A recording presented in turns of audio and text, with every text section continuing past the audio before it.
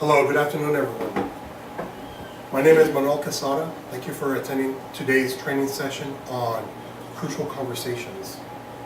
So when people hear the term crucial conversations, many conjure up images about presidents or emperors, prime ministers, seated around this massive table where they debate the future of the world. And although that these discussions do have wide and lasting impacts, they're not the kind of conversations that I'm going to be talking about today. So the crucial conversations that I'm referring to are the interactions that happen to everyone. They're the day-to-day conversations that affect your life. And now that now what makes one of your conversations crucial? Well, first, opinions vary.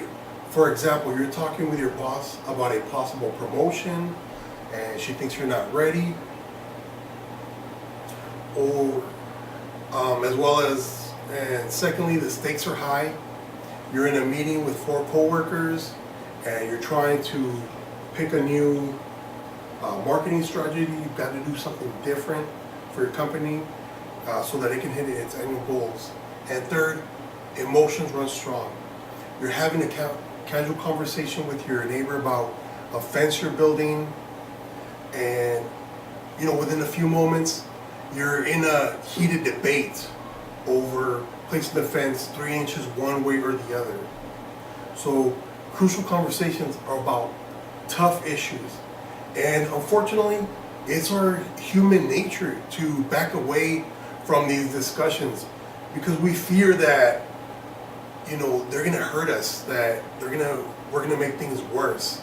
And we're masters at avoiding tough conversations. So when we face crucial conversations, we can do one of 3 things.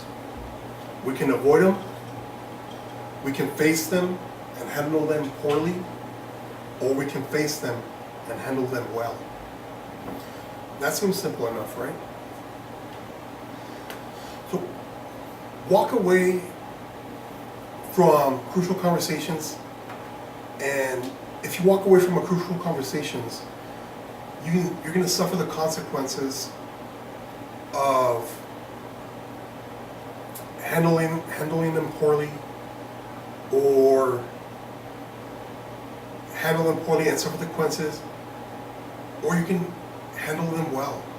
Crucial conversations are frequently spontaneous. More often than not, they come out of nowhere.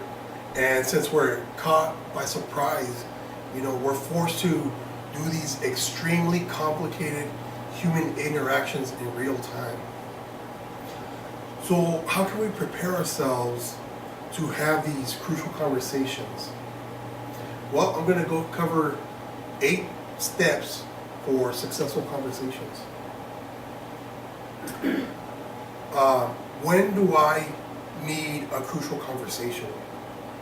So anytime you're stuck, when a professional or personal relationship goes into a rut, or you're having trouble achieving results in your team, your organization, ask yourself, what conversations are we not facing or not facing well that are keeping us stuck?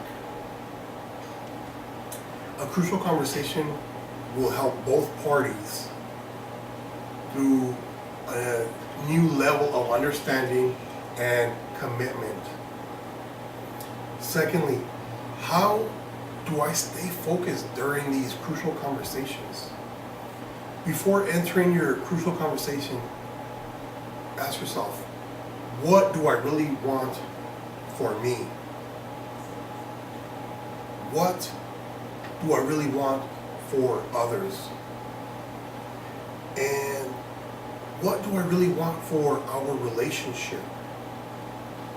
So the clever, the more clever you are about your goals, the less you'll be controlled by your fears. Third step, how do I catch these warning signs that my conversation is in trouble before it's too late? So when others move to silence, they're withdrawing, they're masking their body language, or avoiding you, or your interaction is confronted with violence, labeling, verbal attacks. These are signs that others don't feel safe. You you want to learn to look for these silence or violence signs that when crucial conversations turn ugly, the problem is not so much candor, but it's too little safety. And with enough safety, you can talk about anything. So fourth, how do I make it safe to talk about anything? Well, people don't get defensive because of the content of what you're saying. They get defensive because of what they think you're saying.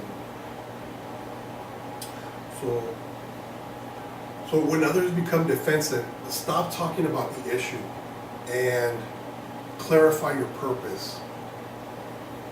Help them understand your motives by sharing what we really want out of this conversation for you, for them, and the entire relationship.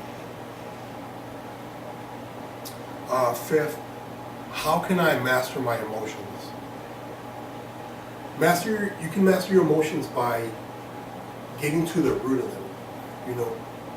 We make ourselves upset during a crucial conversation, and we cover up or we ignore the problems that we're creating, we're discussing, and you want to exaggerate to others the role in the problems by attributing the worst possible motive to them. And so ask yourself, what am I pretending to know about my role? And why would a reasonable, rational, and decent person do what the other person is doing? And so 6, how can I be persuasive but not abrasive? So you want to start with the facts. Instead of launching with your emotions, begin by sharing the facts. Describe the concrete and objective experiences that you have.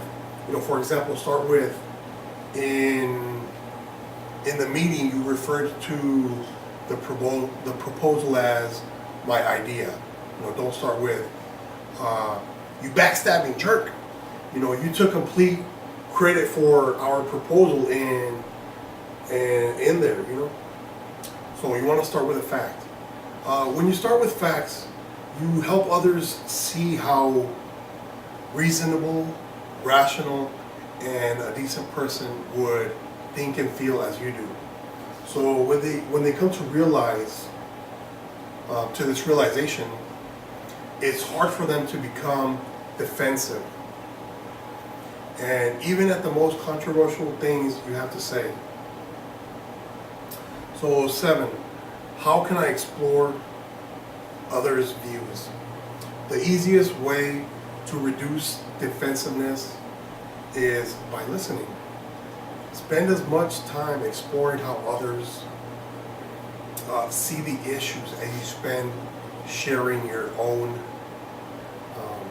and explore the meanings that you are genuinely curious about others' views.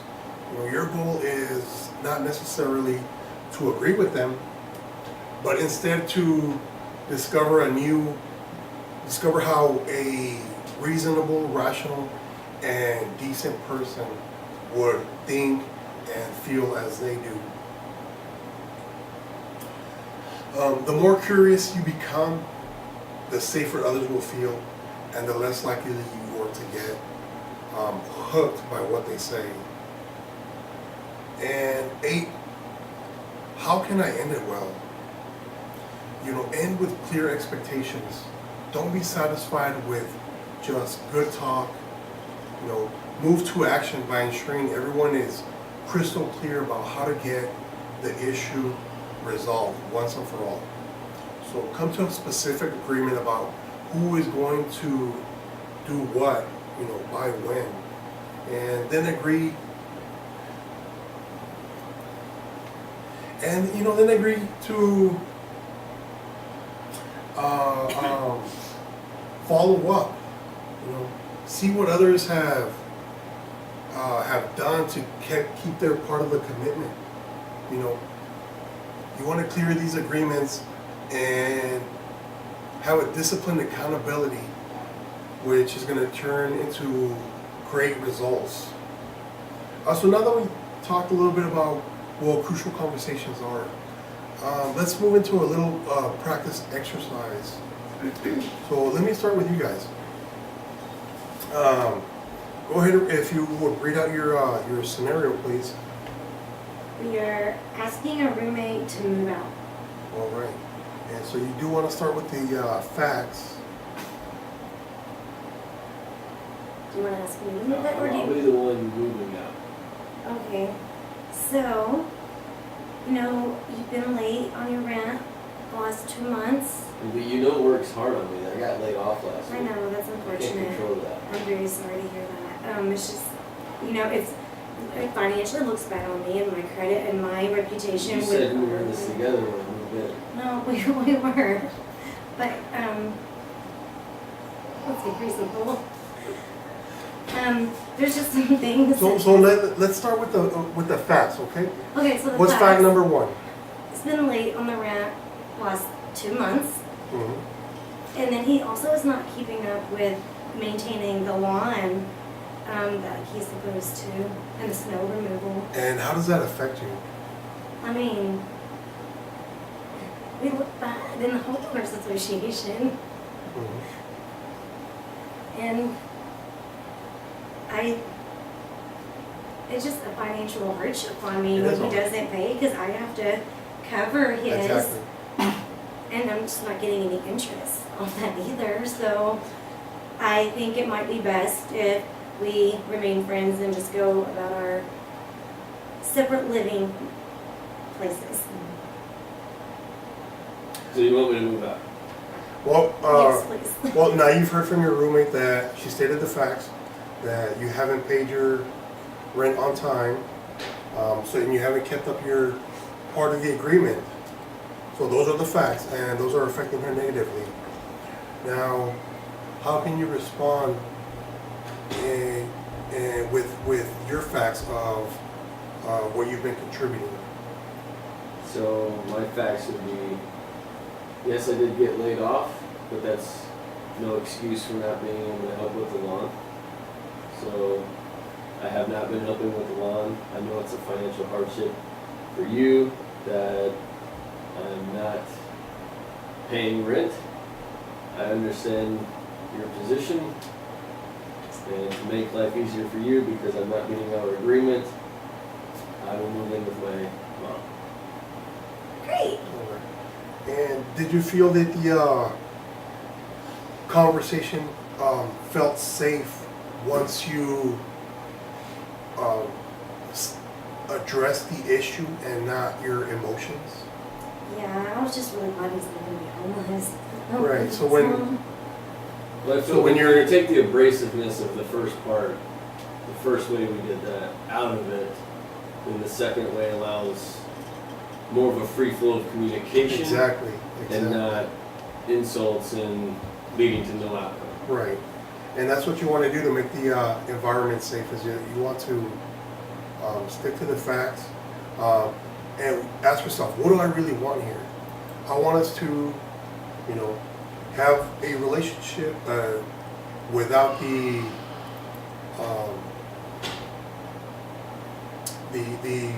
financial connection. So great, exactly. Perfect, thank you. Will you share your scenario? It's helping pay for gas. Helping pay for gas. Helping pay for gas. I guess we're carpooling. So you guys are carpooling.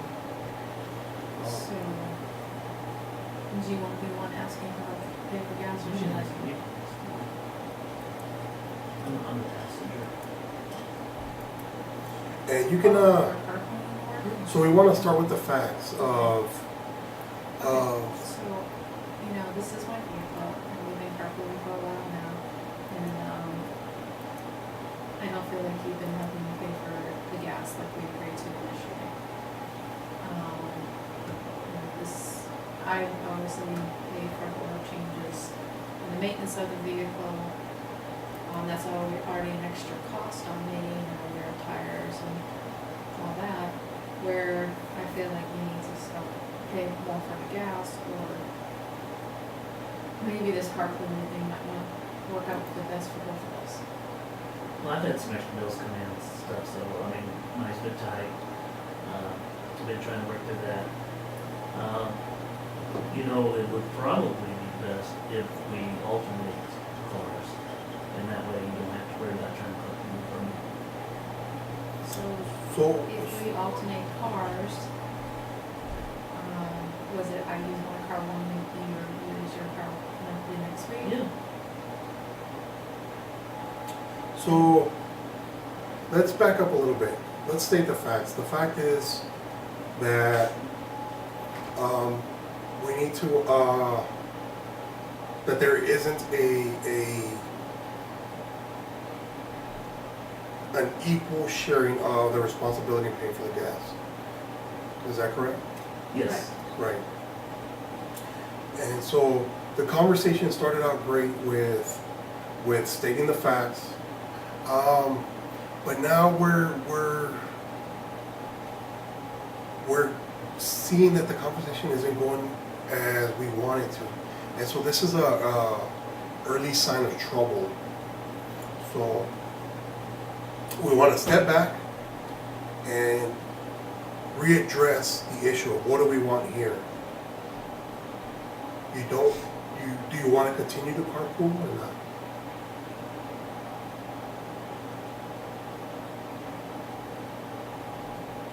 No? Okay. Well, there's She just probably wants the not, money. because then I can drive faster without him critiquing my Okay, driving. perfect, yeah. So that's what, no, I'm great. That is what you want. So you want to take that step back and address what the real issue is. What do I want? And what do I want for others? So, I feel the need for speed. You're just slowing me down. By not giving me the gas money. so let's keep this conversation safe by not focusing on your issue, on your emotions, Okay. but focusing on the issue itself.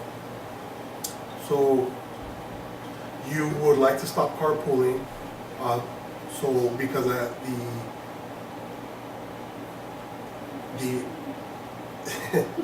the paying for the gas hasn't been an equal responsibility, and that's where you stand.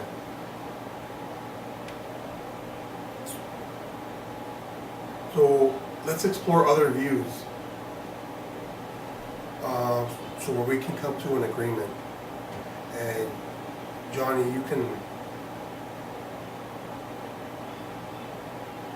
do you agree that you haven't held up your side of the responsibility? Yes, I agree that I haven't held up my end of the bargain. Like I said, I've been hit with some extra bills and everything at the beginning of this. So, once I got those caught up, then yes, then I can do them half of the gas. Well, how come you just can't, use your credit card and you'll fill up the tank for me? That's why I gotta pay my credit card off first. Well, Why even let's. this financial issue where you can't hold it? So in the last step, we talked about how can we end it well. Let's end with clear expectations and not be satisfied with it's a good talk. Let's move into actions where